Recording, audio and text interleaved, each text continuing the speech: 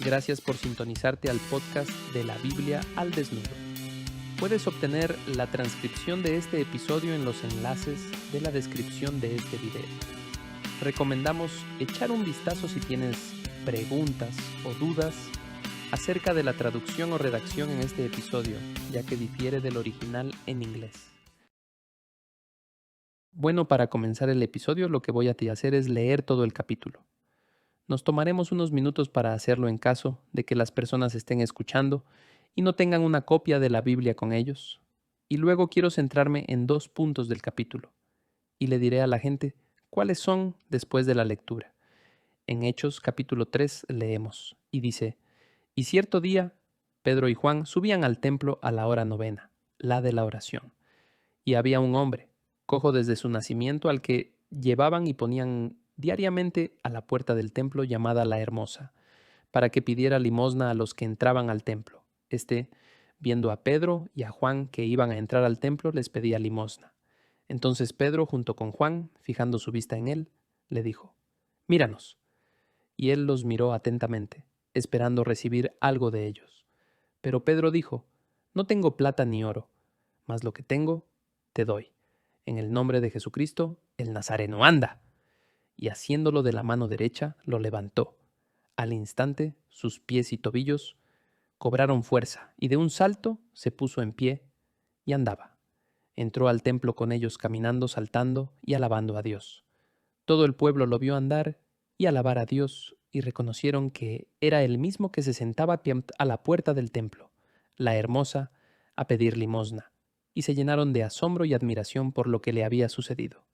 Y estando él asido de Pedro y de Juan, todo el pueblo, lleno de asombro, corrió al pórtico llamado de Salomón, donde ellos estaban. Al ver esto, Pedro dijo al pueblo: Varones israelitas, ¿por qué os maravilláis de esto? ¿O por qué nos miráis así, como si por nuestro propio poder o piedad le hubiéramos hecho andar? El Dios de Abraham, de Isaac y de Jacob, el Dios de nuestros padres, ha glorificado a su siervo Jesús, al que vosotros entregasteis y repudiasteis en presencia de Pilato, cuando éste había resuelto ponerle en libertad. Mas vosotros repudiasteis al santo y justo, y pedisteis que se os concediera un asesino, y disteis muerte al autor de la vida, al que Dios resucitó de entre los muertos, de lo cual nosotros somos testigos. Y por la fe en su nombre es el nombre de Jesús lo que ha fortalecido a este hombre a quien veis y conocéis. Y la fe que viene por medio de él le ha dado esta perfecta sanidad en presencia de todos vosotros. Y ahora, hermanos, yo sé que obrasteis por ignorancia, lo mismo que vuestros gobernantes. Pero Dios ha cumplido así lo que anunció de antemano por boca de todos los profetas, que su Cristo debería padecer. Por tanto, arrepentíos y convertíos para que vuestros pecados sean borrados, a fin de que tiempos de refrigerio vengan de la presencia del Señor, y Él envíe a Jesús, el Cristo designado de antemano para vosotros, a quien el cielo debe recibir hasta el día de la restauración de todas las cosas, acerca de lo cual Dios habló por boca de sus santos profetas desde tiempos antiguos. Moisés dijo: El Señor Dios os levantará un profeta como yo de entre vuestros hermanos. A él prestaréis atención en todo cuanto os diga. Y sucederá que todo el que no preste atención a aquel profeta será totalmente destruido de entre el pueblo. Y asimismo, todos los profetas que han hablado desde Samuel y sus sucesores en adelante también anunciaron estos días. Vosotros sois los hijos de los profetas y del pacto que Dios hizo con vuestros padres al decir a Abraham: y en tu simiente serán benditas todas las familias de la tierra. Para vosotros, en primer lugar, Dios, habiendo resucitado a su siervo, le ha enviado para que os bendiga, a fin de apartar a cada uno de vosotros de vuestras iniquidades. Fin de la cita. Ese es el final del capítulo 3, por lo que es una escena bastante dramática. Ahora, en lo que quiero centrarme puede parecer un poco arcano, al menos uno de ellos, de todos modos, 2 puntos de enfoque en este episodio. El primero está en el versículo 6, donde Pedro le dice al cojo: No tengo plata ni oro, mas lo que tengo te doy. En el nombre de Jesucristo, el Nazareno, anda. Quiero centrarme en esta línea sobre en el nombre de Jesucristo de Nazaret. Teníamos un lenguaje similar en Hechos 2:38, si recuerdan, un versículo controvertido. Pero arrepentíos y bautícese cada uno de vosotros en el nombre de Jesucristo para perdón de vuestros pecados. Y así sucesivamente. Todo esto del nombre es un elemento familiar en el Evangelio de Lucas y también en el libro de los Hechos. El mismo autor, la persona de Lucas, que por supuesto no era uno de los 12, era gentil. Pero es una escena familiar, y no solo en su obra, sino, como veremos un poco más adelante, en todo este asunto de los nombres asociados con Jesús, el nombre Jesús, y luego también el término Cristo. Para Lucas, el nombre de Jesús no es solo algo que le llamaban cuando era niño, es una referencia a la presencia real del mismo Jesús. Entonces, pones fe en el nombre en el libro de los Hechos en el Nuevo Testamento, eres bautizado en él. A través de él se obran milagros. La salvación se encuentra en el nombre. Los discípulos predican el nombre, sufren por el nombre. Nuevamente, esto es lo que los eruditos llamarían circunloquios, básicamente diferentes formas de referirse al propio Jesús. Y eso nos vincula, para aquellos de ustedes que han leído el primer borrador de mi libro de El mito que es verdadero, ahora conocido como El mundo invisible, que saldrá en mayo. En ese libro hablo mucho sobre lo que los eruditos llaman la teología del nombre. Y el foco allí es el Antiguo Testamento. Miramos un poquito con el Nuevo Testamento. Pero en el sentido del Antiguo Testamento, el nombre, refiriéndose a Dios como nombre, era otra forma de referirse a Dios mismo. Y entonces, cuando los escritores del Nuevo Testamento están haciendo esto con Jesús, y hay pasajes en los Evangelios como Juan 17 donde Jesús, al orar a Dios, dice, les he revelado tu nombre. El punto no es que Jesús estuviera informando a los judíos que les predicaba cuál era el nombre de Dios. Tienen en el Antiguo Testamento el nombre de Dios, nuevamente, yo soy el que soy. Yahvé está allí miles de veces. Entonces Jesús no viene a la tierra y dice, oigan, adivinen qué, chicos, sé cuál es el nombre de Dios, déjenme decirles. Eso es absurdo porque ya lo tenían varias veces. De lo que está hablando es que yo, nuevamente cuando él ora en el huerto, en Juan 17, y dice, les he revelado tu nombre a los que me siguen, les está diciendo, te he revelado. El nombre es Dios. Te he revelado a ellos. Te manifiestas a través de mí. Soy, nuevamente, Dios encarnado. Soy el nombre encarnado. Se remonta al capítulo 1 de Juan, el verbo hecho carne. Y luego el nombre retoma la misma idea. Y es familiar en el Antiguo Testamento donde el nombre se personifica como una persona, como Dios, etc. Hacemos mucho de eso en el mundo invisible. Aquí existe la sensación de que esta frase, el nombre de Jesús, es otra forma de referirse al mismo Jesús. Y entonces existe este vínculo conceptual entre la idea del nombre, algo en lo que te bautizan, a través de lo cual haces milagros, la salvación se encuentra en eso. Todo ese tipo de cosas, ese lenguaje, munemu, el mismo lenguaje ahora está presente en el Nuevo Testamento, excepto que esta vez está dirigido a Jesús. Entonces creo que eso es algo significativo. Sin embargo, cuando miramos atrás en Hechos, tenemos aquí en esta línea el nombre de Jesucristo. Y quiero hablar un poco sobre ambos nombres. Jesús en griego, Jesús, y por supuesto Cristo, que en griego es Christos. Y puede que el público no se dé cuenta, pero en realidad hay un poco de controversia sobre el término Christos en el Nuevo Testamento, que es objeto de burla por parte de los eruditos. Realmente son tres maneras de verlo, tres maneras de entenderlo, tanto en el Nuevo Testamento como también, dado que el Nuevo Testamento está escrito en griego, también la traducción griega del Antiguo Testamento, que es la Septuaginta. El término Christos se encuentra 531 veces en el Nuevo Testamento. Y verás tres tipos de uso en el Nuevo Testamento. No tanto, un poquito en el Nuevo Testamento y luego también en la Septuaginta. Y aquí están los tres. A veces, Christos puede ser un adjetivo simple que significa ungido porque Christos es la traducción griega del hebreo Mashiach. Ungido, de nuevo, solo una descripción adjetiva. Cuando se usa para referirse a una persona sería ungido, pero adjetivamente es muy común. Por ejemplo, en la Septuaginta Cuando encuentras referencias en Levítico al aceite de la unción, en griego en la Septuaginta, eso sería el aia tehris mahin. De nuevo tienes la palabra Christos en el caso acusativo. Es solo un adjetivo. Entonces, ¿es eso lo mismo aquí? ¿Una referencia a Jesús en el Nuevo Testamento es solo para alguien ungido? Tal vez digas, bueno, ¿por qué es esa una pregunta importante? Bueno, es porque había muchas personas ungidas en el Antiguo Testamento en el pensamiento judío, y su condición de ungidos no significaba que fueran divinas. Simplemente significaba que fueron elegidos y por lo tanto ungidos para una tarea o servicio específico. Por ejemplo, los profetas ungirían reyes. Tendrías jueces que podrían ser ungidos. Podrías tener un sacerdote ungido, especialmente seleccionado para una tarea. Y por eso algunos eruditos dirían, bueno, esto es todo lo que Cristo quiere decir. Es simplemente un tipo que es una especie de figura profética que fue elegido por Dios para hacer una cosa específica o fue percibido como elegido por Dios para hacer una cosa específica. No hay nada acerca de una figura de Mesías sufriente, una figura de Mesías divina. Es solo un tipo designado para una tarea. No hay nada sobrenatural que ver aquí.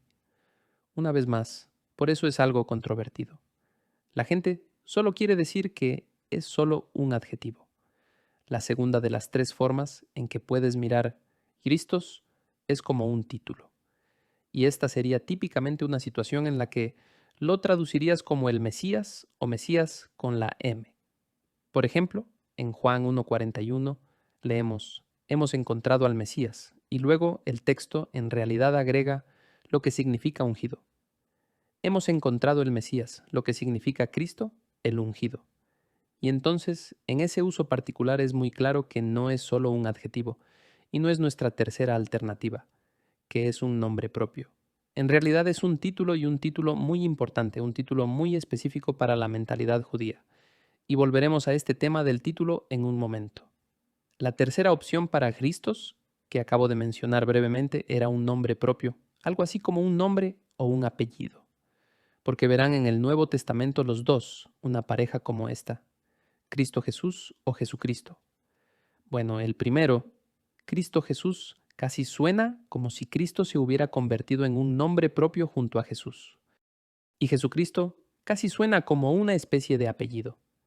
¿Es así como debemos entender Cristos?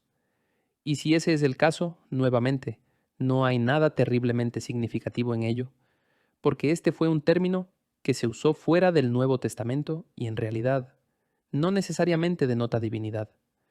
Lo único que realmente denota una figura específica en la teología judía es aquel en el que hay un título, donde Christos apunta específicamente a una figura mesiánica, una figura libertadora sobrenatural. Entonces, cuando se trata de un título, se vuelve importante. Esa es la configuración. De nuevo, Christos ocurre 531 veces y obtienes tres posibilidades diferentes. Entonces la pregunta es, nuevamente, aquí es donde siempre va el debate. ¿Cómo entienden los primeros cristianos Cristos? ¿Entendieron cómo lo hacen ahora los cristianos modernos y los creyentes de la Biblia, etcétera? Una vez más, se puede ver que todo el debate es, no lo llamaría escéptico, pero de alguna manera se desvía en esa dirección. Bueno, el quid de la cuestión es que abrumadoramente en el Nuevo Testamento, Christos se utiliza como título. Tiene un significado teológico especial. Ahora, de las 531 ocurrencias de Christos en el Nuevo Testamento, 383 de ellas están en los escritos de Pablo. Los escritos de Pablo son bastante breves, por lo que son aproximadamente la mitad del Nuevo Testamento, la mitad del Nuevo Testamento, más de la mitad de las referencias a Cristos. Y de esos 383, 270 están en cartas específicas de Pablo que incluso los eruditos críticos escépticos no niegan la autoría paulina de esas cartas. Pero, nuevamente, la audiencia puede no darse cuenta de que en los estudiosos del Nuevo Testamento hay disputas sobre varias cartas de Pablo. Hay algunos que dicen que Pablo no las escribió, otros dicen que sí. Pero luego está este otro grupo del que nadie duda, Romanos 1 y 2 Corintios, Gálatas, Filipenses 1, Tesalonicenses, Filemón, y todos aceptan que vienen de la mano de Pablo. Y la mayoría de las referencias a Cristos es un título, se encuentran en estas epístolas. Nuevamente, eso es algo importante.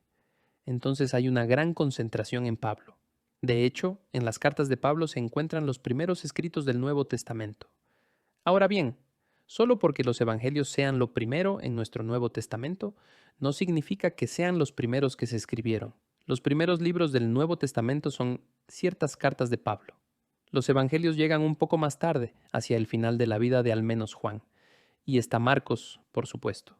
Lucas, nuevamente, es un gentil que viajó con Pablo. Él está escribiendo durante y después de estos viajes a estas iglesias donde Pablo escribe cartas, por lo que eso también será posterior a las cartas de Pablo. En las primeras que tenemos, Cristos, una vez más, surge como un título realmente significativo. Ahora, 180 veces Cristos ocurre con Jesús como en nuevamente la combinación. Jesucristo, Cristo Jesús, en el nombre de nuestro Señor Jesucristo. No hay diferencia aparente, por cierto, entre Jesucristo y Cristo Jesús. Es algo así como Simón Pedro, y cuando a Pedro lo llaman Cefas o Simón en el mismo pasaje. Son algo así como simplemente intercambiables. Pero lo único extraño de esto es la palabra Christos y Curios, que significa Señor. Solo aparecen juntos 2 veces en el Nuevo Testamento, en los escritos de Pablo. Solo ocurren 2 veces, mientras que 200 veces estará Christos con el nombre de Jesús. Entonces existe esta distribución realmente forzada. Pablo casi nunca se refiere a Christos y Curios, solos juntos, Señor Cristo. Solo ocurre 2 veces, está en Romanos 16:18 y Colosenses 3:24. Y en ambos casos, debido a que son las únicas 2 veces, muchos estudiosos piensan que en cierto modo están siendo utilizados allí para contrastar el servicio de Jesús, la adoración de Jesús, con otros señores extranjeros. Y entonces realmente no se interpretan como, incluso allí, un nombre propio, Señor Jesús. Jesús parece una especie de segunda posición. Puede funcionar como un nombre propio, Señor Jesús. Jesús sería como el último nombre propio. Señor sería un título. Pero lo contrario, Señor Cristo, simplemente no funciona. Cristo no es un nombre propio. Y entonces a lo que me refiero es que la manera en que los apóstoles, particularmente Pablo, usan Cristo, usan Cristos, telegrafía algo. Él telegrafía que no es un nombre propio, no es solo una idea de alguien ungido para hacer algo, es una connotación muy específica, una designación muy específica para un individuo. Entonces es por eso que Cristo se usa cientos de veces con Jesús y también agregando la palabra Señor. Entonces se llega a una situación en la que abrumadoramente Pablo y otros, cuando piensan en la palabra Cristos, piensan en este hombre Jesús, que era esta cosa, esta persona, esta figura. Él era el Mesías, y así lo usan. No es un nombre propio y no está solo en adjetivo. Se convierte en un mensaje teológico en toda regla, un título. Entonces, Cristos, nuevamente, porque Pablo lo usa exclusivamente para Jesús. Pablo nunca lo ve necesario. Piensa en esto en todo lo que Pablo escribió. Nunca verás nada en el material paulino donde Jesús o donde Pablo vea necesario decir, ahora Jesús es el Cristo. Él nunca lo dice.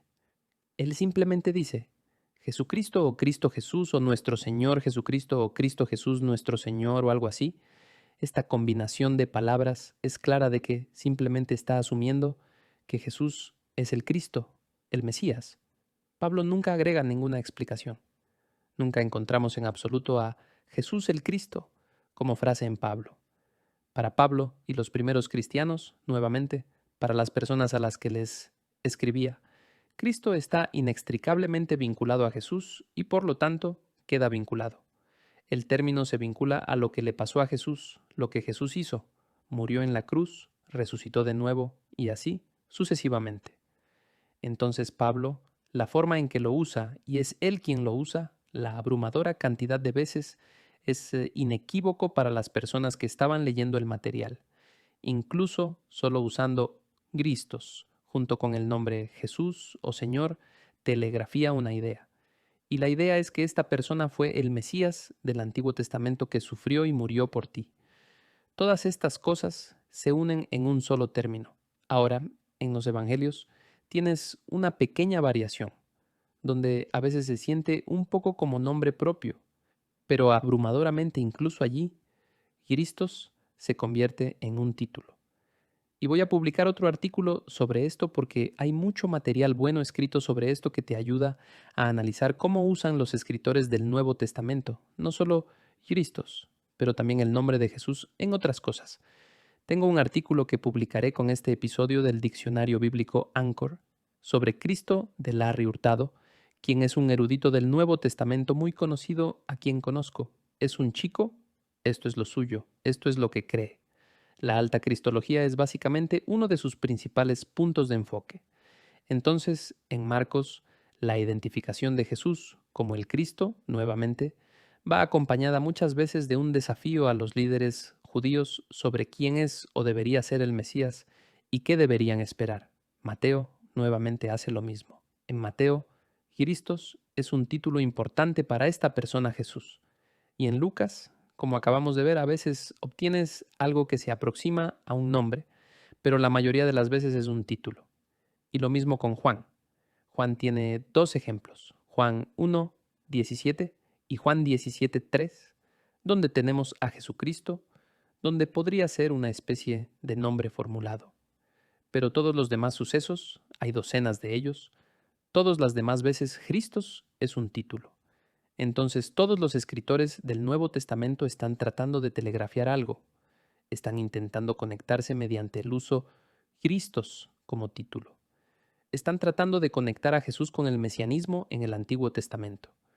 Tal vez digas, bueno, Mike, eso es la cosa más obvia del mundo.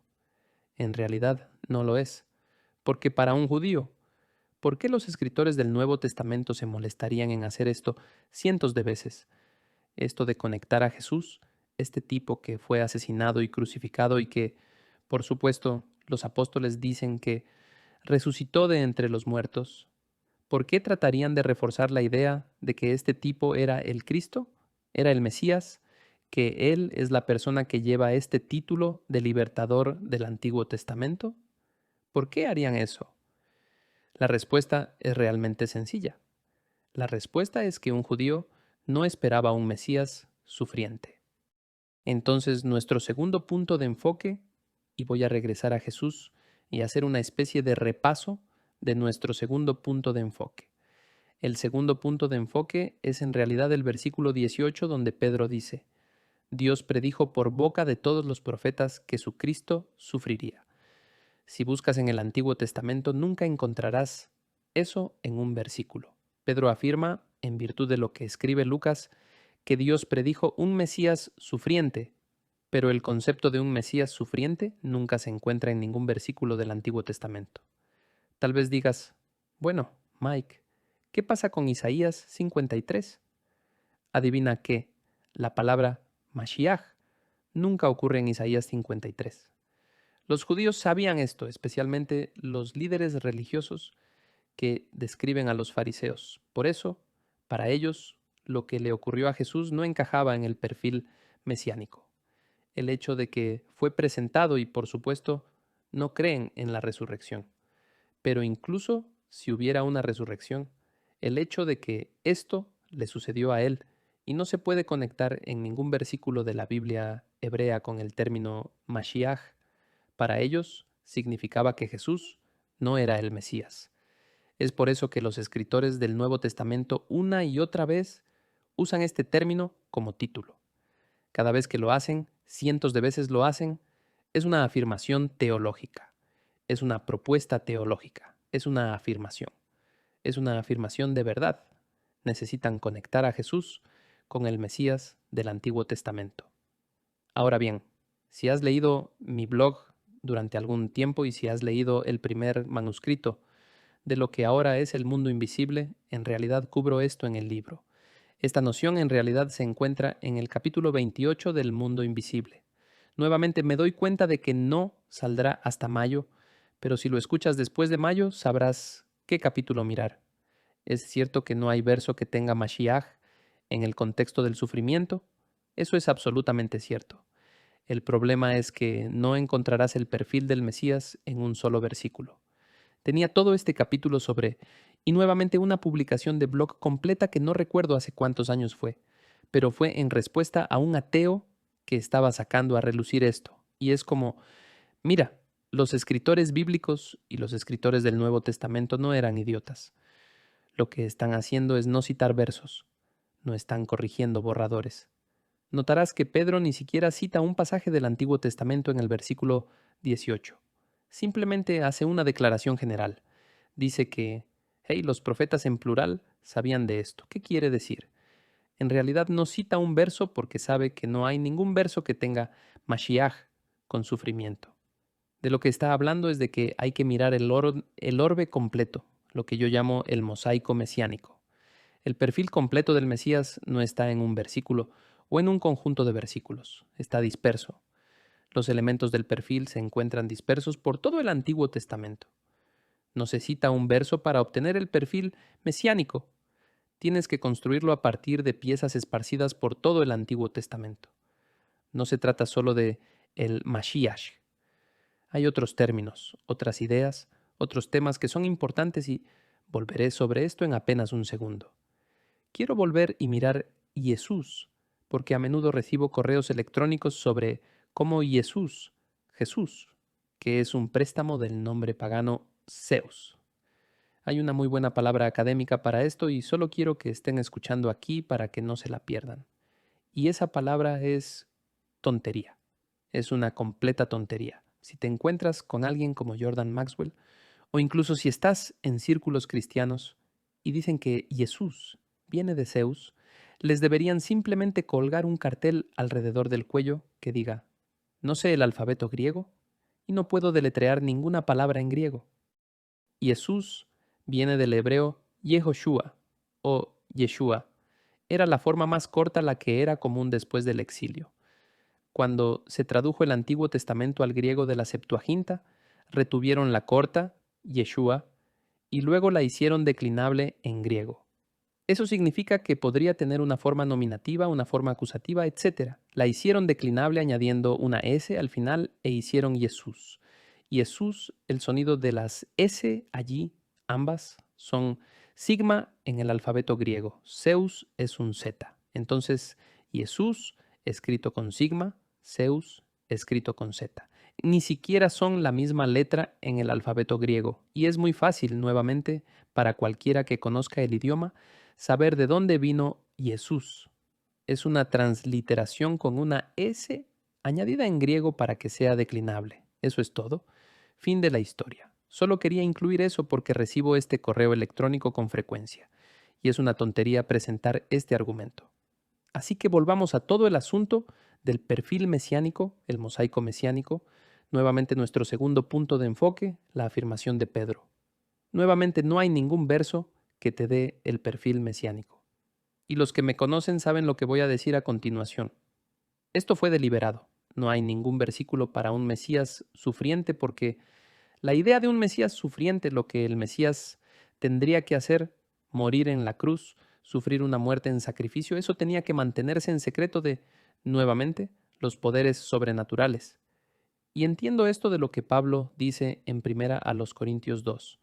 Si los gobernantes de este mundo hubieran sabido nuevamente lo que iba a suceder, si lo hubieran sabido nunca, habrían crucificado al Señor de la gloria. Primera carta a los Corintios, alrededor de los versículos 6 al 8. No saben lo que está pasando. Sí, las fuerzas demoníacas en los evangelios, el mismo Satanás, sabe quién es Jesús, saben que está ahí. Él apareció. Saben parte de la razón por la que está allí, porque quiere poner en marcha el reino de Dios y reclamar las naciones y todo ese tipo de cosas, pero no saben cuál es el evento catalizador de todo eso. Y tampoco saben cómo hacer eso desharía el efecto del pecado que se ha extendido desde la caída. Ellos no lo saben y eso es lo que hay que mantener en secreto. Y es por eso que en el Antiguo Testamento nunca aparece un versículo que detalla una explicación específica de lo que le va a suceder y de lo que le debe suceder al Mesías. De nuevo, Mashiach nunca ocurre en Isaías 53, es deliberadamente críptico. Toda esta idea solo puede discernirse después del hecho. Por eso, en el camino a Emaús, Jesús tiene que contarles todo lo que el Antiguo Testamento nuevamente pone en este perfil. Él les explica todas esas cosas. Él va, después del incidente del camino a Emaús, va, y después de la resurrección regresa con sus seguidores allí en el aposento alto. Se les aparece y dice específicamente tan claro que tenía que abrirles la mente. Entonces, incluso después de que resucitó de entre los muertos, no lo entendieron.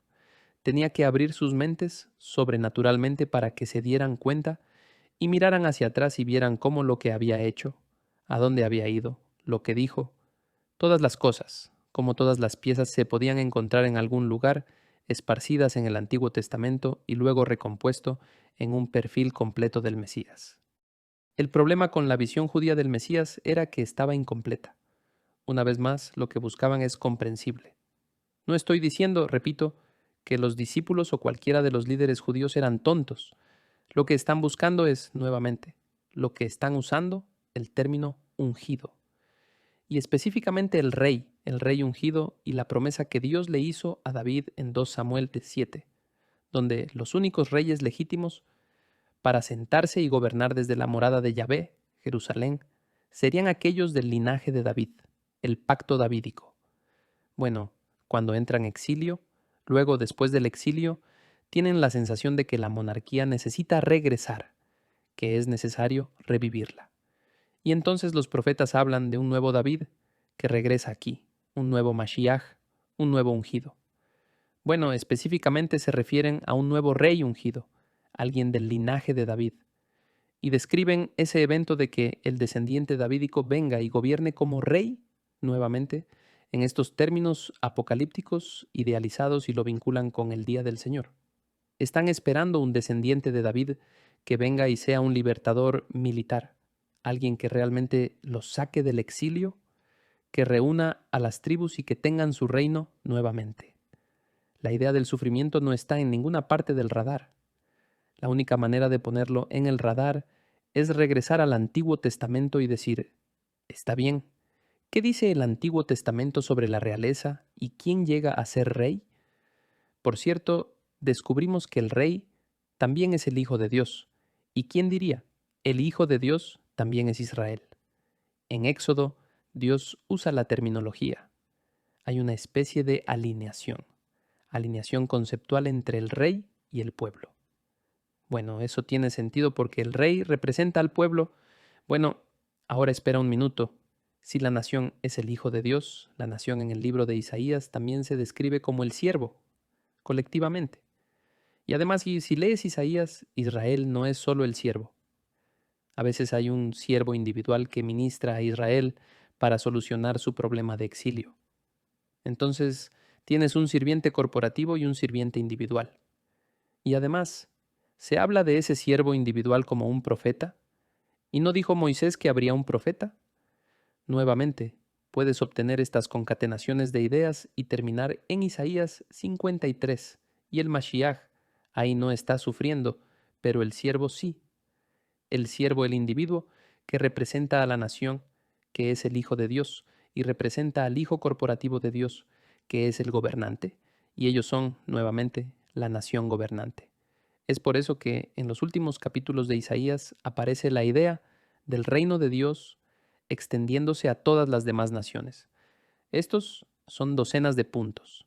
Son docenas de puntos teológicos bíblicos esparcidos por todo el Antiguo Testamento sobre un individuo que está relacionado de alguna manera con una entidad corporativa llamada el pueblo de Dios. Y está todo este perfil que se junta, todo este cuadro, de eso estaba hablando Pedro en Hechos 3:18, cuando dice que Dios predijo por boca de todos los profetas, por todas las voces proféticas, que su Cristo sufriría. Y Él lo cumplió. Él no está diciendo, hay un verso que sé que nadie más sabe acerca de que el Mashiach estaba sufriendo. No, el Cristo, el Mesías, ese es solo un título para este tipo. Hay otros títulos para este tipo, y los judíos solo se fijan en un aspecto. Solo están mirando una cosa. ¿Por qué? Porque querían desesperadamente ser liberados y porque miran hacia atrás en su Antiguo Testamento y piensan que la unción significa alguien capacitado para una tarea específicamente después del exilio, el rey. Están buscando un rey y los reyes tienen reinos. Y tener el reino significa que nadie más te gobierna. Nuevamente, esto es lo que están buscando. Y Pedro está diciendo, miren, no se dieron cuenta. Simplemente no se dieron cuenta. Y no puede pretender haberlo descubierto por sí solo porque estaba en el aposento alto, donde leemos al final de los evangelios que Jesús había abierto sus mentes. Tenía que mostrarles después del hecho lo que estaba pasando. Y la razón por la que no lo sabían era porque Dios no quería que lo supieran porque tenía que ser críptico. Tenía que ser un secreto porque si los gobernantes de este mundo lo hubieran sabido, nunca habrían crucificado al Señor de gloria.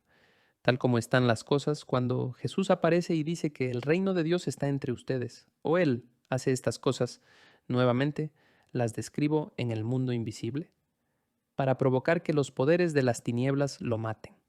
Todo el asunto de subir a Cesarea de Filipo, todo el pasaje de la roca, y luego la transfiguración después de eso, es solo después de ese punto, piénsalo, y las escrituras específicamente lo dicen explícitamente. En ese momento comenzó a informarles sobre su muerte. ¿Por qué?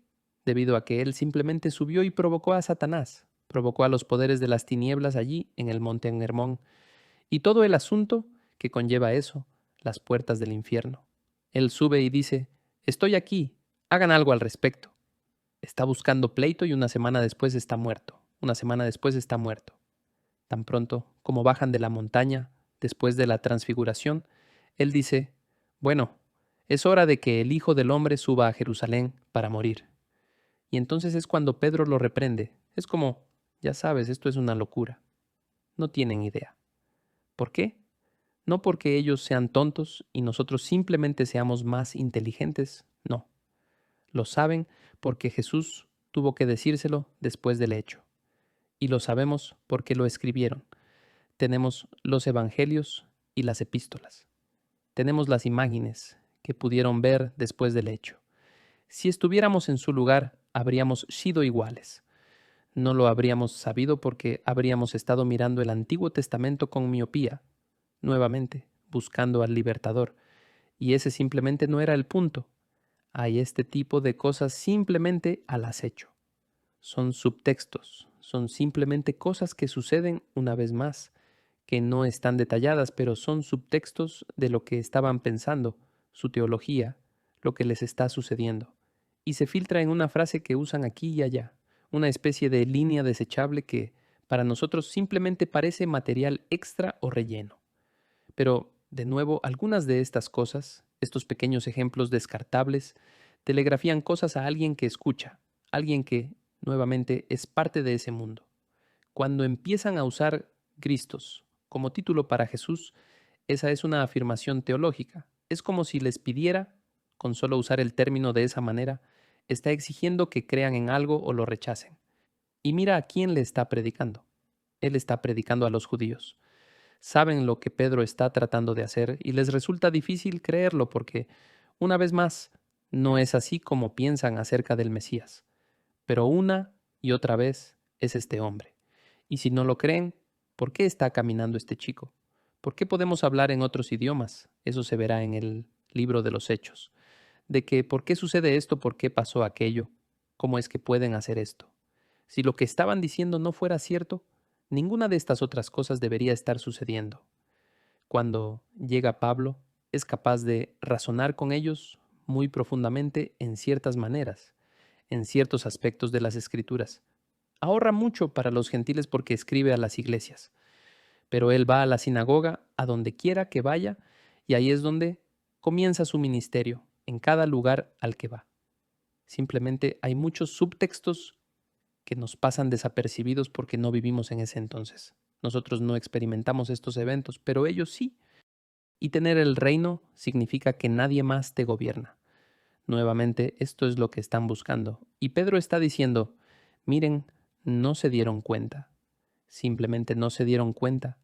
Y no puede pretender haberlo descubierto por sí solo porque estaba en el aposento alto, donde leemos al final de los evangelios que Jesús había abierto sus mentes. Tenía que mostrarles después del hecho lo que estaba pasando. Y la razón por la que no lo sabían era porque Dios no quería que lo supieran porque tenía que ser críptico. Tenía que ser un secreto porque si los gobernantes de este mundo lo hubieran sabido, nunca habrían crucificado al Señor de gloria. Tal como están las cosas, cuando Jesús aparece y dice que el reino de Dios está entre ustedes, o Él hace estas cosas, nuevamente las describo en el mundo invisible, para provocar que los poderes de las tinieblas lo maten. Todo el asunto de subir a Cesarea de Filipo, todo el pasaje de la roca, y luego la transfiguración después de eso, es solo después de ese punto, piénsalo, y las escrituras específicamente lo dicen explícitamente. En ese momento comenzó a informarles sobre su muerte. ¿Por qué? Debido a que él simplemente subió y provocó a Satanás, provocó a los poderes de las tinieblas allí en el monte Hermón, y todo el asunto que conlleva eso, las puertas del infierno. Él sube y dice, estoy aquí, hagan algo al respecto. Está buscando pleito y una semana después está muerto. Una semana después está muerto. Tan pronto como bajan de la montaña, después de la transfiguración, él dice, bueno, es hora de que el Hijo del Hombre suba a Jerusalén para morir. Y entonces es cuando Pedro lo reprende. Es como, ya sabes, esto es una locura. No tienen idea. ¿Por qué? No porque ellos sean tontos y nosotros simplemente seamos más inteligentes, no. Lo saben porque Jesús tuvo que decírselo después del hecho. Y lo sabemos porque lo escribieron. Tenemos los evangelios y las epístolas. Tenemos las imágenes que pudieron ver después del hecho. Si estuviéramos en su lugar, habríamos sido iguales. No lo habríamos sabido porque habríamos estado mirando el Antiguo Testamento con miopía, nuevamente, buscando al libertador. Y ese simplemente no era el punto. Hay este tipo de cosas simplemente al acecho. Son subtextos, son simplemente cosas que suceden una vez más, que no están detalladas, pero son subtextos de lo que estaban pensando, su teología, lo que les está sucediendo. Y se filtra en una frase que usan aquí y allá, una especie de línea desechable que para nosotros simplemente parece material extra o relleno. Pero, de nuevo, algunas de estas cosas, estos pequeños ejemplos descartables, telegrafían cosas a alguien que escucha, alguien que, nuevamente, es parte de ese mundo. Cuando empiezan a usar Cristos como título para Jesús, esa es una afirmación teológica. Es como si les pidiera, con solo usar el término de esa manera, está exigiendo que crean en algo o lo rechacen. Y mira a quién le está predicando. Él está predicando a los judíos. Saben lo que Pedro está tratando de hacer y les resulta difícil creerlo porque, una vez más, no es así como piensan acerca del Mesías. Pero una y otra vez es este hombre. Y si no lo creen, ¿por qué está caminando este chico? ¿Por qué podemos hablar en otros idiomas? Eso se verá en el libro de los Hechos. De que por qué sucede esto, por qué pasó aquello, cómo es que pueden hacer esto. Si lo que estaban diciendo no fuera cierto, ninguna de estas otras cosas debería estar sucediendo. Cuando llega Pablo, es capaz de razonar con ellos muy profundamente en ciertas maneras, en ciertos aspectos de las Escrituras. Ahorra mucho para los gentiles porque escribe a las iglesias, pero él va a la sinagoga, a donde quiera que vaya, y ahí es donde comienza su ministerio, en cada lugar al que va. Simplemente hay muchos subtextos que nos pasan desapercibidos porque no vivimos en ese entonces. Nosotros no experimentamos estos eventos, pero ellos sí. Y ya para terminar, me gustaría abordar unos últimos pensamientos o comentarios que surgieron en base a este episodio. En cuanto a lo mencionado de que estaba críptico en el Antiguo Testamento, de que el Mesías tenía que sufrir para que los poderes no lo supieran. La única forma en que vas a darte cuenta de eso es juntar todos los conceptos y luego pensar, espera un minuto, el rey, el hijo, el profeta, el siervo, siervo, siervo. ¿Dónde he visto siervo antes? De todos modos, terminas en Isaías 53. Nuevamente es esta concatenación de ideas que si comienzas a seguir las migajas y comienzas de nuevo, es como armar un rompecabezas. Bueno, esto encaja aquí y esta cabe allá. Esto parece que va por aquí. Y después de que unes suficientes puntos, una imagen comienza a formarse en tu mente.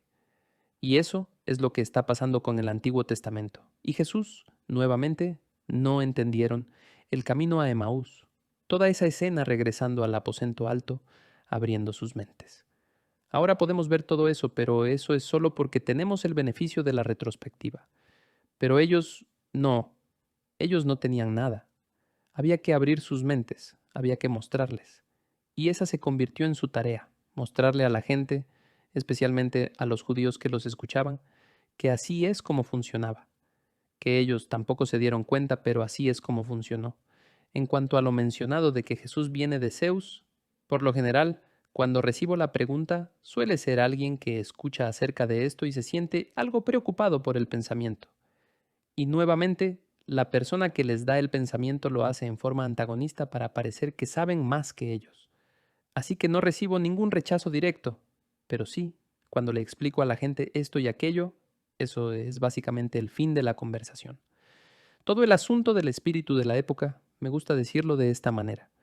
Mira, hay una razón por la cual las personas, incluso los eruditos ateos que en algunos casos ni siquiera creen que Jesús existió, al igual que la gente que se deja llevar por corrientes de pensamiento actuales, hay una razón por la que no han aceptado creencias populares, porque los argumentos no funcionan, no se sostienen.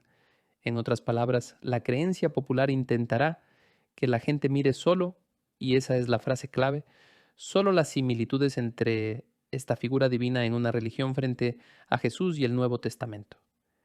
Intentan que mires solo los puntos que parecen similares y que nunca mires los que son diferentes, que son más frecuentes y en muchos casos más pronunciados, lo que en realidad demuestra que una correlación no es la intención, porque esta diferencia en realidad intenta atacar esta otra cosa aquí con la que intentas comparar a Jesús. Nunca te dicen nada de eso. Y así, los eruditos, nuevamente tengan fe o no, conocen el material y no aceptan simplemente esto porque conocen el material muy bien. Y saben que sus propios colegas y sus propios amigos los derribarían si intentaran exponer estos argumentos. Pero la persona promedio que ve algo como esto en Internet no sabe esas cosas, no está familiarizada con la literatura, y por eso genera inquietud y preocupación, por lo que normalmente es ahí donde me entero de ello, y se lo digo a la gente. Soy bastante directo al respecto y les digo que no duden en citarme, no soy difícil de encontrar, no dudes en citarme. Si alguien quiere entrar en ello, está bien, lo haremos, encontraremos alguna manera de involucrarnos. Pero hasta el momento eso no ha sucedido. No es tan frecuente, pero probablemente recibo uno cada pocos meses. Y lo que quiero decir es, mira, dile a la persona que vaya y se aprenda el alfabeto. Y que luego use un léxico. Ese debería ser fin de la historia. Es cierto que es más complejo que eso, pero en ese punto es así de simple. Ese argumento es simplemente una tontería. En cuanto a lo que prevalece en nuestros días de que la gente dice que tenés que tener fe para que seas sano, mi primera pregunta que haría es, ¿dónde está la fe del cojo en Hechos 3? Solo míralo y dice, viendo a Pedro y a Juan que iban a entrar al templo, les pedía limosna. Entonces Pedro, junto con Juan, fijando su vista en él, le dijo, míranos. Y él los miró atentamente, esperando recibir algo de ellos. Pero Pedro dijo, no tengo plata ni oro, mas lo que tengo, te doy. En el nombre de Jesucristo el Nazareno, anda. Y haciéndolo de la mano derecha, lo levantó. Al instante sus pies y tobillos cobraron fuerza. Fin de la cita. Él podía sentir que algo sucedía, pero no había fe ejercida antes de que Pedro lo tomara de la mano y lo ayudara a levantarse. Está pensando que va a recibir dinero o algo así. Así que planteo esto para dejar claro que sí, también escucho estas historias. No voy a ser alguien que diga que Dios no sana a las personas hoy en día, o que Dios nunca usa a otra persona para sanar a alguien. Sé que ese no es el caso. Conozco personas que han sido sanadas de cosas para las que francamente no hay explicación, y sus médicos te lo dirán. Y sé que eso sucede, y no asumo que todos los que dicen, oye, tuve la impresión de ir a orar por esta persona y nunca la había conocido antes, y oré por ella. Y luego, una semana después, me llamaron y me dijeron que estaban curados de algo.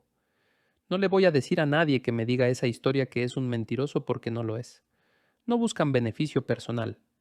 Son las personas que buscan beneficio personal las que me irritan porque, verás, entonces, el problema de que la gente no se sana es que simplemente no tenían suficiente fe. Bueno, ¿dónde está la fe del cojo en Hechos capítulo 3? Quiero verla. Hacen esto nuevamente al responder a su solicitud.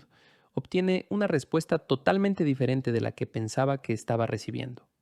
No tenía idea de lo que tenían en mente. No había nada en lo que él pusiera su fe. Así que simplemente le dijeron, levántate y camina. Toma, te llevaré de la mano. Y dice, Madre mía, ya puedo caminar. Y no piden una declaración de fe, no le preguntan qué cree. No hacen nada de eso. Simplemente lo hacen. Entonces esa sería la forma en que abordo ese tipo de cosas. Y honestamente lo dije una vez, lo diré 100 veces. Mira, si yo supiera que puedo sanar a la gente, yo no iniciaría una iglesia. Yo no voy a empezar el ministerio de televisión. Yo no voy a empezar nada de eso. Yo iría al hospital y arrasaría con todos. Voy a vaciarlo, porque si realmente puedo hacer esto, eso es lo que debería estar haciendo. Esa sería la razón por la que Dios me dio ese don. No para que pueda ganar dinero o tener un ministerio realmente genial y todo ese tipo de cosas. Yo vaciaría el hospital y luego preguntaría dónde está el siguiente. Pero no veo que eso suceda. Simplemente no veo eso en lo que hoy consideramos este material de sanidad moderno. Por eso lo critico, pero al mismo tiempo sé que Dios está activo y puede hacerlo. Pero creo que muchas de las personas que hacen estas afirmaciones son básicamente farsantes.